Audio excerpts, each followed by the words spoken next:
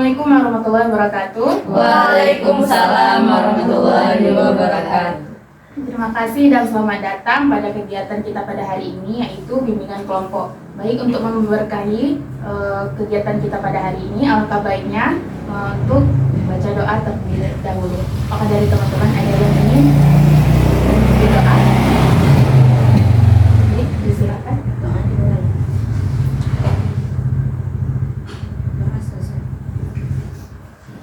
Baik, teman-teman udah tahu nggak apa itu bimbingan kelompok? Belum ada yang pernah ikut mengikuti kegiatan bimbingan kelompok? Belum ada ya. Jadi di sini saya akan memberitahu apa itu bimbingan kelompok. Jadi bimbingan kelompok itu adalah salah satu layanan yang ada di konseling, yaitu layanan yang diberikan kepada kelompok untuk membahas tentang topik-topik tertentu atau isu-isu yang sedang trending nih di saat ini, dengan memanfaatkan dinamika kelompok seperti itu. Sudah pada tahu apa itu BK? Sudah ya. Jadi teman-teman tahu nggak tujuan dari bimbingan kelompok ini apa? Ada yang tahu? Nggak tahu ya. Jadi tujuan dari bimbingan kelompok ini adalah untuk mengembangkan ide, saran dari teman-teman untuk meningkatkan kemampuan komunikasi dan untuk mencegah terjadinya masalah tersebut. Sudah pada tahu kan apa itu tujuan dan apa itu bimbingan kelompok? Ya. Jadi teman-teman tahu nggak nih kenapa kita duduk melingkar seperti ini? Nggak ada yang tahu. Nggak ada tahu ya. Jadi kita duduk melingkar seperti ini agar kita mudah memandang sesama kita nih, nggak payah lihat-lihat ke belakang ke kiri gitu. Jadi nampak semua, sekali lihat kayak gini langsung nampak. Tuh tujuan kita duduk melingkar. Jadi untuk mempermudah kita, alangkah baiknya nih kalau misalnya teman-teman ada yang ingin bertanya atau menanggapi sesuatu, alangkah baiknya angkat tangan terlebih dahulu. Sebelum menanggapi Oke. Jadi mengikuti bimbingan kelompok ini adalah dengan kehendak sendiri. Jadi ini teman-teman udah ada di ruangan ini berarti dengan kehendak sendiri kan, tanpa paksaan dari pihak manapun, betul kan? Benar. Jadi saya harap pada teman-teman semua untuk dapat aktif dalam kegiatan ini, aktif dalam memberikan saran, ide atau tanggapan dan tidak menyinggung sara atau norma-norma yang ada dalam kegiatan ini. Dan saya harap juga kepada teman-teman apa yang sudah kita dengar, apa yang sudah kita diskusikan di sini agar tidak sampai keluar atau cukup di sini kita rahasiakan di dalam forum ini saja, jangan sampai keluar dari forum tersebut. Sudah paham semuanya? Paham ya. Jadi ada pepatah pernah mengatakan tak kenal maka tak sayang. Jadi kita perkenalan dulu terlebih dahulu. Dari saya pribadi dulu ya. Jadi perkenalkan, nama saya Maria Ulfa. Saya di sini sebagai pemimpin bimbingan kelompok. Saya berasal dari Lakengon, jurusan Bimbingan Konseling Islam, Fakultas Dakwah dan Komunikasi, UIN Araniri. Baik, dipersilahkan bagi teman-teman mungkin ada yang ingin memperkenalkan terlebih dahulu. Baik, disilakan. Perkenalkan, nama saya Nadia Fortunada. Saya berasal dari Aceh Barat Daya. Saya berasal dari jurusan Pendidikan Bahasa Inggris, Fakultas Tarbiyah dan Keguruan, UIN Araniri, Banda Aceh. Terima kasih. Terima kasih Nadia. Mungkin ada yang lain? Baik, silakan. Perkenalkan, nama saya Azwa Nafisa. Asal saya Bandar Meriah. Saya dari jurusan Farmasi Poltekkes Aceh. Terima kasih Azwa. Yang lain? Lagi? Baik, silakan. Perkenalkan, nama saya Amelia Fitri. Saya berasal dari Aceh Besar. Saya jurusan Bahasa Arab di Libya, Banda Aceh. Terima kasih Amalia. Yang lain? Baik, silakan. Baik, sebelumnya perkenalkan nama saya Anissa Azaloka, biasa dipanggil Oka. saya mahasiswa semester 6 yang sedang menempuh pendidikan. Menempuh pendidikan. Pada bidang studi psikologi Fakultas Kedokteran Universitas Syahkuala. Oka ya. Oka. Oke. Yang lain? Perkenalkan, nama saya Noris Tashfina, saya berasal dari Aceh Besar dan saya sedang menempuh pendidikan di jurusan Pendidikan Pancasila dan Kewarganegaraan Universitas Syahkuala. Oke, terima kasih Naris. Oke. Perkenalkan, saya Gina Khairunisa, saya dari Langsar. Saya jurusan Pendidikan Bahasa Arab di Fakultas Tarbiyah dan Kebudayaan UIN di Banda Aceh. Saya. Perkenalkan, saya Hayratunisa. Perkenalkan, saya Hayratunisa, berasal dari Benar Meriah dan sedang menempuh pendidikan di jurusan Farmasi Politeknik. Jadi sebelum kita melanjutkan kegiatan selanjutnya, apakah teman-teman paham apa yang telah saya sampaikan atau ada teman-teman yang ingin bertanya, boleh mengangkat tangan terlebih dahulu. Apakah teman-teman paham semua? Insyaallah. Baik, apakah teman-teman sudah siap untuk mengikuti tahap selanjutnya? Siap. Siap ya? Siap. Jadi di sini kita akan mengambil topik bebas, di mana topik itu idenya tuh dari teman-teman semua nih. Teman-teman memberikan ide dan nanti ada satu topik yang bakal kita bahas di kegiatan kali ini, seperti itu. Apakah dari teman-teman ada yang mengutarakan topiknya? Sebelumnya saya mau tanya, ini topiknya tuh kayak mana? Topik bebas atau terserah mau topik apa aja. Harus dari yang permasalahan individu atau orang lain gitu kayak mana? Dari peristiwa-peristiwa orang lain. Siapa yang mau mengutarakan topiknya? Media. Baik, silakan. Seperti yang kita tahu akhir-akhir ini, peristiwa pada 9 Maret 2025 di Sumatera Utara kalau nggak salah. Jadi ada peristiwa seorang remaja perempuan melahirkan sambil berdiri dan tanpa bantuan orang lain.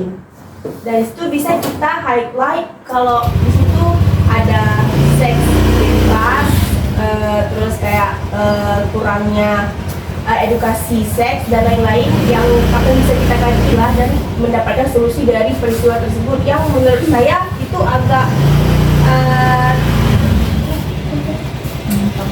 agak menyimpang dari norma-norma masyarakat, terkhususnya norma agama. Baik, terima kasih Nadia. Mungkin ada yang lain? Saya. Mungkin kalau saya nggak yang viral kayak mana gitu, tapi ini sering terjadi di mahasiswa ya. Saya ingin membahas tentang prokrastinasi, yaitu apa namanya itu? Hal yang sering, kegiatan yang menunda-nunda tugas, tapi yang dikerjakan itu sistem SKS itu. Nah, itu mungkin ada yang relate atau nggak relate gitu. Mungkin dari teman-teman yang lain?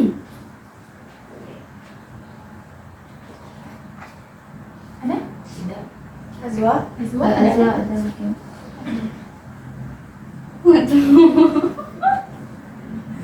Tidak ada. Saya setuju sama Nadia. Oh, seperti yang Nadia katakan tadi ya. Iya. Jadi kan ini udah ada dua pembahasan tadi ya. Yang pertama punya Nadia tentang Remaja lah ya, seks bebas. Yang kedua tadi ada proklas, yang itu topiknya dari Oka. Menurut teman-teman nih, topik apa yang harus kita diskusikan di kegiatan kali ini? Seks bebas sih ya. Karena memang sedang marak-maraknya ya. dan baru saya terjadi. Viral. Takutnya tercontoh oleh anak-anak lain gitu. Kayak Berarti di sini kita sudah sepakat kalau misalnya kita akan membahas topik dari Nadia tentang seks bebas ya. Ya. Oke. Jadi yang teman-teman ketahui apa sih yang disebut dengan seks bebas itu? Ya mau? Baik, Ya. ya silakan Oka. Kalau menurut saya, seks bebas itu adalah suatu perilaku menyimpang dari siapapun yang bisa melakukannya kan. Dan perilaku tersebut adalah perilaku berhubungan badan dengan lawan jenis tanpa adanya hubungan ikatan pernikahan. Nah, itu aja. Itu aja. Berarti dapat kita simpulkan tadi seandainya kata si Oka tadi, kalau seks bebas itu adalah berhubungan badan antara lawan jenis tanpa ikatan ya. pernikahan. Mungkin yang lain? Setuju dengan Anissa? Setuju.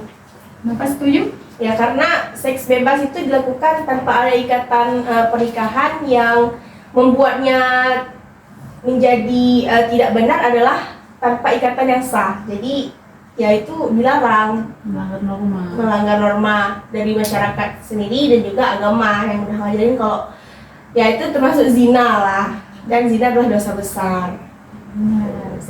Baik, teman-teman tahu nggak apa faktor dari seks bebas tersebut? Ada yang tahu? Mungkin saya baik diserahkan apa? Kalau menurut saya faktor utamanya itu adalah pola asuh ya, karena kayak manapun mereka masih di bawah umur gitu kan, seks bebas. Jadi mungkin kurangnya peran dari orang tuanya, ayah atau ibunya gitu, ataupun kurangnya kurangnya kasih sayang gitu ya, kalau bahasa kita. Itu mungkin beberapa lain dan apakah Menambahkan Oka, pola asuh di sini bisa di-highlight ya sebagai peran penting orang tua terhadap anak, karena ya memang madrasatul ulanya atau guru pertama kehidupan anak tuh ya orang tua. Jadi tidak bisa disalahkan juga orang tua, tapi kasih sayang atau pola asuh yang benar itu sangat berperan penting untuk kehidupan anak, apalagi pada masa remaja ya, agar tidak menyimpang ke seks bebas nih contohnya gitu. Gimana teman-teman yang lain? Ya, mungkin sekali. Menurut saya kurangnya pendidikan moral dari yang dikatakan Oka dari orang tua, bisa jadi peran moralnya tuh gak diajarkan oleh orang tua. Dan agama juga gak diajarin oleh orang tua, jadi orang tuh berperilaku bebas kayak gitu. Mungkin yang lain dari teman-teman? mungkin yang udah disampaikan tadi itu faktor-faktor eksternal, yang kayak faktor internal tuh kayak dia kurang pendidikan tentang seks ini, makanya dia kayak penasaran apa sih kayak gitu, mungkin dia mungkin dari media sosial, jadi dia buat hal-hal yang kayak gitu. Itu juga berhubungan karena nggak dikontrol sama orang tuanya, balik lagi ke situ. Mungkin teman-teman lain? Menambahkan Azwa, tadi yang kurangnya sex education kan, sex education itu kan juga sebenarnya memang paling penting, karena ya harus ada edukasi tentang hal tersebut, karena ya itu kan hal yang berdampak panjang dan juga yang sangat berbahaya lah, apalagi kalau tidak dilakukan pada waktunya gitu. Terus kayak di sex education tuh sebenarnya juga kita harus mempelajari kayak resiko perbuatan tersebut kan. Ini kalau misalnya kita belajar sex education tersebut kan. Terus juga pentingnya komitmen juga harus ada dalam hubungan seksual kan.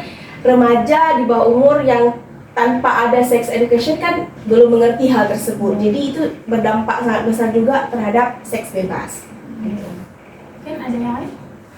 Ya, menambahkan mungkin ada sedikit faktor dari ekonomi yang menyebabkan dia mungkin harus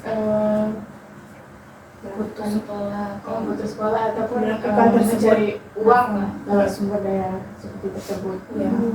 Berarti dia Maaf kita bilang seperti kadang menjual dirinya untuk kepuasan nafsu orang lain. mungkin yang lain? Ada? Tidak ada? Menambahkan juga seperti yang dikatakan Amalia, kadang faktor ekonomi menyebabkan seorang harus melakukan menjual diri untuk memenuhi kebutuhan hidupnya.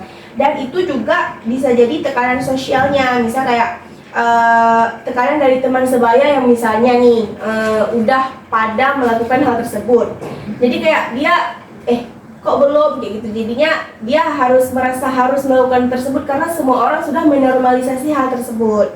Jadi ya menganggap biasa saja itu hal tersebut. Terus bisa jadi faktor, balik lagi bisa jadi ke faktor keluarga tadi, tidak ada education dari keluarga dan juga sex education. Jadi yang menganggap seks bebas itu adalah hal yang normal. Menambahkan Nadia yang seperti Nadia bilang kayak kawan-kawannya atau lingkungannya udah melakukan hal itu juga balik lagi ke kontrol diri dia yang lemah, jadi dia terikutlah ke lingkungan itu sama gaya hidup ya, gaya hidup yang bebas, makanya dia bisa di situ. Kalau misalnya gaya hidupnya atau lingkungannya nggak kayak gitu juga nggak bakal kebawa ke lingkungan seks itu. Ada lagi? Mungkin saya bisa mau Bukan. mungkin saya ingin juga kan menambahkan itu, mungkin dari lingkungannya sendiri itu seperti yang dikatakan teman ya, kurang mendukung juga ya. Dan mungkin memang kurang aware ya, kayak kurang peduli itu, sehingga kan harusnya kan di sekolah tuh harus ada edukasi ya dari entah dari sekolahnya atau dari pemerintahnya tentang hal-hal kayak gini gitu. Dan mungkin masih tabu juga. Ya kan, untuk diedukasikan tentang seks bebas ini mungkin masih kayak dianggap tuh menyeleneh ya, padahal kan itu suatu keharusan. Ada lagi? Tidak ada ya? Baik, jadi dapat saya simpulkan dari teman-teman tadi udah banyak ya faktor-faktor. Sebenarnya itu ada dua faktor berarti kan, dari internal sendiri dan eksternal. Dari internal yaitu kurangnya kontrol diri, kurangnya kontrol diri terhadap seks bebas gitu, dan tidak ada agama seperti yang Nadia katakan tadi ya, tidak ada agama fondasi diri untuk menguatkan diri dari hal tersebut. Yang kedua ada faktor eksternal, yaitu ada pertama jadi dari pendidikan orang tua, kurangnya kasih sayang atau didikan dari orang tua terhadap anaknya.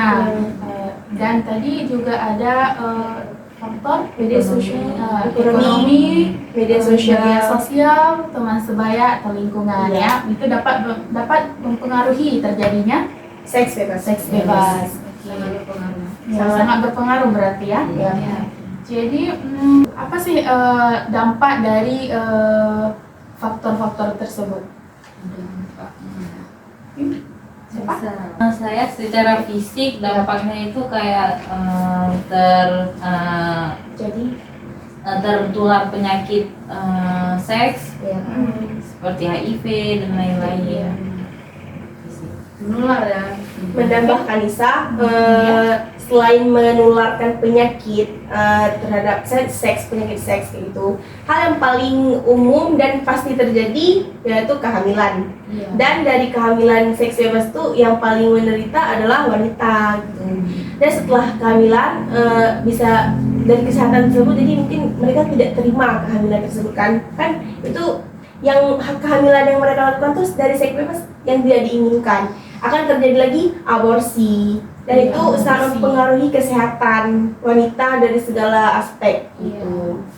Mungkin saya mau menambahkan juga, dan itu sama aja kayak merugikan negara ya menurut saya, karena akan menghasilkan SDM yang rendah, sedangkan negara itu butuh sosok generasi yang cemerlang ya kan. Dan juga saya mau nambahin lagi tentang kalau dampak secara psikologisnya juga ada itu, karena kan terkait dengan SDM rendah tadi ya. Jadi ya penerus bangsa ini akan memiliki kalau secara individu dia akan ketergantungan emosional, yang mana ketergantungan emosional itu dia nggak bisa lepas daripada sosok yang membuat yang memberi makan emosional dia, yang selalu memberi validasi dia gitu, ataupun dia mungkin akan merasa cemas gara-gara lingkungan sekitar dia yang mencemooh dia gitu. Ada lagi? Mungkin dampak dari masa depan dia. Setelah kehamilan dia tuh, habis itu dia putus sekolah gara-gara dia hamil gitu. SDM rendah lagi. Iya, kan balik lagi ke SDM rendah tadi. Kemudian menambahkan Oka tadi ya, yang SDM rendah tuh kan si ibu ini hamil misalnya kan dari hasil seks bebas. Nah, mungkin dia melahirkan anak tersebut. Nah, anak tersebut tumbuh dengan cemoohan dan membalikkan jadi SDM rendah. Jadi dia merasa dia tidak worth it di dunia ini, dia tidak diinginkan di dunia ini. Balik lagi ke psikisnya, nggak psikis ibu yang tidak ingin melahirkan anak tersebut tapi harus lahir, dan anak tersebut tidak mau lahir harus dilahirkan. Balik lagi ke psikis, dan itu ya penyakit mental. Balik lagi ke penyakit mental, psikis, psikolog dari ibu maupun anak yang dikandung. Karena kan kehamilan dari seks bebas itu kan bukan kehamilan yang dinanti-nanti ya. Iya. Karena tanpa ikatan pernikahan, jadi kayak bukan sebuah kejutan tapi kayak sial gitu jadinya, tidak diinginkan. Ada lagi mungkin? Bisa menambahkan Mungkin mungkin berdampak di keluarga karena menimbulkan kekecewaan mungkin terhadap anak atau yang mana mungkin orang tua berusaha menjaga tapi anak mungkin juga terikut pergaulan bebas ya. Balik lagi ke faktornya tadi ya. Iya. Ya, mungkin saya mau menambahkan juga ini bisa jadi meningkatkan risiko bunuh diri ya pada suatu negara ini, karena dia juga apalagi kalau misalnya di sekarang kan ada fenomena yang namanya itu FOMO, fear of missing out, yang takut ketinggalan zaman. Apalagi kalau misalnya seks bebas ini udah menjadi sebuah tren, maka akan berdampak buruk ya bagi masyarakat. Maka banyak remaja yang mengikuti tren ini, dan yang mana seks bebas itu sendiri bisa menyebabkan resiko bunuh diri, yang mana ya balik lagi SDM kita rendah lagi gitu kan, karena banyaknya orang-orang bunuh diri itu, ataupun karena yang seks bebas, kurangnya percaya diri dan lain-lain. Mungkin ada lagi? Tidak ada. Mungkin Nadia? Dampak sosial juga sangat berpengaruh. Seks bebas kan ya seperti yang saya katakan tadi, itu bukan hal yang resmi tanpa ikatan pernikahan, dan perempuan atau laki-laki yang melakukan seks bebas pasti akan mendapat cemoohan warga kalau misalnya hal tersebut belum lumrah di lingkungan tersebut. Jadi kayak cemoohan warga akan teringat sampai kapan-kapan, dan balik lagi jatuhnya ke psikis anak dan ibu. Apalagi kalau sampai anaknya dirawat dan sampai akan misalnya kayak kita tahu lah ya, omongan warga akan diingat sampai kapan-kapan, di sosialnya akan sangat berdampak kepada ibu dan anak. Boleh nambah lagi? Boleh. Jadi saya mau nambahin juga terkait yang Nadia bilang tentang sosial tadi ya. Kan apabila dia membesarkan anak tersebut gitu kan dia masih di bawah umur nih. Jadi kayak sedangkan ekonomi dia tuh belum mencukupi. Jadi kan itu juga menjadi suatu masalah ya. Dan juga misalnya dia gara-gara dia masih di bawah umur, dia putus sekolah, dan itu juga mempengaruhi dia dalam survive di hidup dia karena nggak cukup ekonominya. Kehidupan yang tidak layak. Iya, kehidupan yang tidak layak, susah juga untuk cari duit kan, dan juga ya balik lagi yang tadi saya bilang. Sampai membunuh manusia tapi tanpa membunuh gimana sih Iya, bahasanya? secara halus ya, Iya. perlahan-perlahan itu nggak langsung bunuh. Tidak bertanggung jawab atas kehidupannya Iya, baru. benar-benar. Kurang gizi lah, sekolah nggak pas, agama nggak ada. Jadi betul. kayak memasukkan ke neraka dunia itu. Kasihan. Mungkin saya Yang bisa? jadi misalnya dampak dari seks bebas ini mungkin kayak kehamilan muda kan, itu memiliki resiko yang lebih tinggi seperti bayinya itu akan lahir prematur atau gizinya kurang karena kan karena edukasi dari seks tersebut kan belum mencukupi mungkin kan, makanya terjadi seks bebas. Jadi teman-teman, dari yang sudah kita katakan tadi, sudah kita sebutkan ya, ada faktor dan dampak. Apa sih solusi untuk agar tidak terjadinya lagi nih seks bebas gitu? Mungkin ada dari teman-teman? Mainkan. Oke, Nadia silakan. Solusi yang utama yang paling bisa kita dapatkan atau yang kita terapkan untuk gejala seks bebas pada remaja khususnya, yaitu pendidikan seks or education sex education, yang mana di situ kan mereka ya mempelajari bagaimana seks dan lain-lain, jadinya tidak salah kaprah dan tidak mempraktekkan sebelum waktunya. Jadi ya menurut saya sex education sangat penting, dan itu solusi yang pertama mungkin paling utama untuk bisa dilakukan atau diajarkan kepada remaja. Mungkin ada yang lain? Saya Mungkin bisa? selanjutnya itu kayak pendidikan agama dan pendidikan karakter supaya anak-anak muda ini memiliki karakter yang tanggung jawab, juga aware gitu sama lingkungannya sendiri. Oke. Mungkin yang lain? Baik, bisa? Oke. Ya. Baik, terima kasih. Jadi kalau menurut saya itu ya betul kayak kata Nisa tadi, tapi saya izin menambahkan sedikit ya untuk anak-anaknya itu kita kasih mereka tuh nggak kita sih siapa aja ya kan, kasih mereka tuh tentang pelatihan untuk gimana caranya mengontrol diri. Jadi tadi udah banyak ya solusi-solusi dari teman-teman, yaitu salah satunya itu berarti pentingnya peran keluarga atau orang tua terhadap anaknya sendiri ya, atau lingkungan anaknya, apakah lingkungan anaknya baik atau tidak, seperti itu ya. Setelah itu ada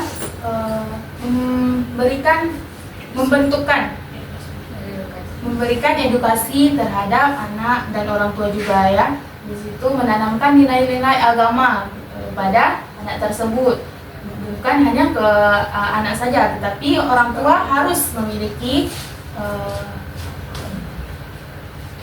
ilmu yang mencukupi gitu, agar bisa memberikan arahan terhadap anaknya atau contoh yang baik kepada anaknya, seperti itu ya. Jadi bagaimana perasaan teman-teman jika ada di lingkungan bebas seperti itu? Menurut saya itu sangat challenging ya, karena apalagi iman kita teruji.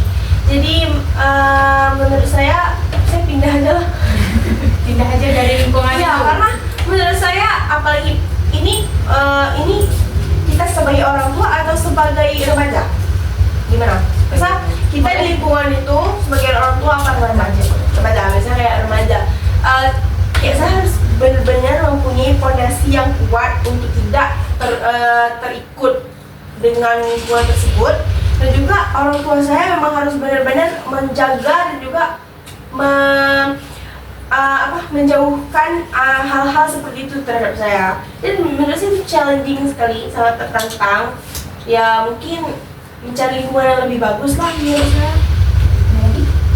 Mungkin kalau misalnya kita berada di posisi itu, kita juga harus kasih tahu kayak itu sama orang tua kita.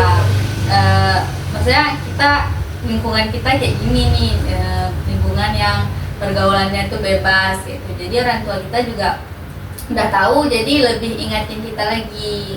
Bukan kita aja nih yang tahan, kadang kalau kita aja bisa jadi lupa atau apa. Jadi peran orang tua juga ada di situ. Oke, peran orang tua berarti ya. Memang peran orang tua itu sangat penting ya. Sangat penting karena pengaruh mereka tuh ya yang memang mendidik kita gitu kan. Jadi menurut saya Karena orang tua madrasatul Ula. Oke. Ada lagi? Kalau saya, perasaan saya pasti sangat sedih ya. Dan saya takut. Miris ya, miris. Saya juga takut gitu, jika dihadapi dengan situasi tersebut. karena pasti angker ya. Karena di lingkungan yang bisa kita bayangkan gitu kan, misalnya kayak yang contoh yang isu topik yang contoh yang kita ambil sebelum mengangkat topik ini, misalnya remaja melahirkan di warung tanpa bantuan orang lain sendiri. So kayak fenomena tersebut kayak menyayat hati, miris, yang kayak sangat tidak bermoral gitu kan. Jadi kayak yang kalau misalnya semua orang udah menormalisasi hal tersebut, kalau kita mau tegur itu tidak mudah. Jadi memang menurut saya ya lebih baik mencari lingkungan baru, lingkungan yang lebih baik. Ada lain? Udah. Jadi bagaimana sih atau bagaimana tindakan kalian jika seandainya nih kalian berada di lingkungan tersebut seperti itu? Mungkin yang pasti tindakan pertama menghindari keadaan atau perbuatan tersebut, baik diingatkan oleh orang tua ataupun diri sendiri, dan ya menghindari sih. menghindari. Ada lagi? Tindakan ya, mungkin kalau saya lebih ke menjaga diri ya, Menjaga diri, karena ya. menguatkan fondasi. dengan agama ya. Dengan agama. Ya, menambahkan yang memperkuat diri tadi kayak yang menghindari juga ya dengan menyalurkan hobi, tindakannya gitu kan. Ya, kita simpang ke perbuatan positif timbang ke negatif yang seperti seks bebas tadi. Alhamdulillah. Ada lagi? Ya lebih ke membatasi gitu. Jangan sampai kita terjerumus ke hal-hal yang nggak baik gitu. Jadi dari diri kita sendiri kita harus bisa membatasi di mana nih yang baiknya gitu. Apa yang harus kita lakuin, jangan sampai gini. Ya, saya setuju dengan statement Nisa, Nadia dan Oka. Setuju. Jadi apa nih komitmen teman-teman untuk menghindari terjadinya seks bebas itu? Gimana dia? Seperti tindakan yang kita akan lakukan tadi. Nah, dari situ bisa jadi kita bikin komitmen bahwa kita tidak akan pernah mendekati pemicu seks bebas tersebut. Contohnya seperti prinsip yang telah Allah tetapkan juga, misalnya kayak la taqrabu zina, jangan mendekatkan diri kepada zina. Nah, zina kan bebas ya, misalnya umum ya kayak tuh. Jadi ya kan ada step-stepnya nih. Pertama kayak naksir orang, terus pacaran, terus pegangan tangan, tiba-tiba nanti dah pelukan, dah itu seks bebas terus gitu kan. Nah, jadi komitmen yang saya lakukan adalah tidak mendekati step by step yang akan menuju ke dampak yang besar kepada seks bebas lah istilahnya gitu. Terima kasih Nadia. Ada Ya. lagi mungkin? Mungkin kalau dari saya ya, mungkin nggak semua orang memiliki attachment yang bagus dengan orang tuanya ya. Dan pasti kalau masa-masa remaja kan masih mencari jati diri dan pasti akan mencari sosok itu. Nah, kalau menurut saya komitmen yang misalnya nauzubillah ya kayak gitu, saya berada dalam posisi itu, mungkin ya saya akan mencari sosok kawan aja yang bukan suka sesama jenis ya, maksud saya maksudnya diajak. iya bisa diajak untuk Mengarahkan. mengarahkan kepada kebaikan dan bisa diajak cerita juga karena meskipun feelnya beda ya antara laki-laki dengan perempuan, tapi ya saya tetap harus menahan dan mengingat kayak itu aturan agama yang sudah ditetapkan oleh Allah. Menambah Oka karena mungkin di seusia remaja nih komitmen yang bisa kita bilang kayak tuh untuk diri sendiri ya, misalnya untuk jaga-jaga gitu. Jadi kita lebih nyaman bercerita atau berkeluh kesah sama yang sejenis mungkin karena ya saling mengerti gitu. Ya tapi tidak kiri juga kita harus berkomunikasi dengan yang lebih tua dan yang lebih berpengalaman gitu. Iya betul. Komitmennya ya kita ya menghindarilah. Cari tahu sebab akibatnya gitu ya. Biar kita juga terhindarkan, pada dasarnya manusia bakal menghindari hal yang merugikannya. Iya benar sekali. Ada lagi? Setuju sama ya apa yang telah Nadia katakan dan Oka katakan tadi ya. Apa nih kesimpulan kegiatan kita pada hari ini? Ada yang mau simpulkan? Sharing. Sharing-sharing. Iya, sharing. Ada lagi? Dapat wawasan baru. Dapat wawasan baru. Ada lagi? Jadi di sini kita lebih sebenarnya ini udah termasuk ke education juga ya, edukasi bukan seks edukasi tapi edukasi gimana menanggulangi seks bebas. Karena di sini kita udah mulai bahas dari faktor, dampak, serta solusi yang akan kita lakukan jika seandainya seks bebas ini marak di mana-mana. Oke, mungkin ini sudah penghujung kegiatan kita ya. Mungkin ada kesan-pesan nih dari teman-teman terhadap kegiatan kita. Oke Nadia, Sangat seru berdiskusi karena di sini ya mahasiswa dari berbagai universitas, berbagai jurusan bidang yang dia pelajari. Jadi di situ kita bisa melihat mindset dan insight dari berbagai pribadi, dari berbagai opini masing-masing. Ya itu menjadi seru dan ya new knowledge, new insight. Oke, ada lagi kesan-pesannya? Ada? Seru ya, cuma seru aja.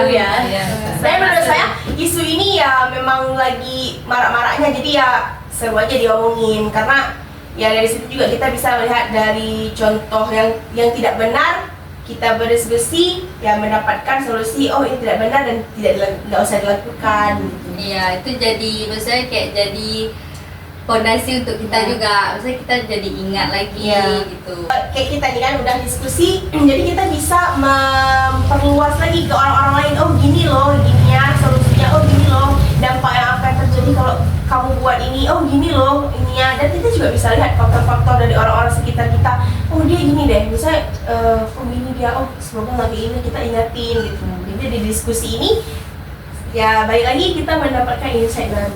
Iya, insight baru. Oke, mungkin cuman itu aja ya, nggak ada lagi ya. Oke, nanti mungkin untuk hari ini cukup sekian saja kegiatan kita. Mungkin kapan lagi nih kita bisa berdiskusi lagi nih, berdiskusi lagi. Habis lebaran. Habis lebaran ya, kita berdiskusi lagi. Terima kasih kepada teman-teman yang sudah meluangkan waktunya untuk mengikuti kegiatan bimbingan kelompok ini. Mungkin untuk mengakhiri kegiatan ini, alangkah baiknya kita berdoa dulu ya. Subhanallah. Amin. Mudah-mudahan apa yang kita sampaikan, diskusikan bermanfaat kepada kita. Amin. Sekian. Assalamualaikum warahmatullahi wabarakatuh.